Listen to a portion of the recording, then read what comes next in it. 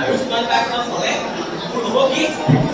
जिमान सरकारी चिकित्सालय আছে প্ৰত্যেক চিকিৎসালয়ত এটা সৰকাৰি সুবিধা দিতে কিবা তাৰ উপৰি 5 লাখ টকা পৰ্যন্ত ইন্সুৰেন্স পাবে বুজি পাইছ আৰু কাৰ্ড দেখুৱাই দিব লাগে হস্পিটাললৈ যোৱা হস্পিটালৰ পৰা আহা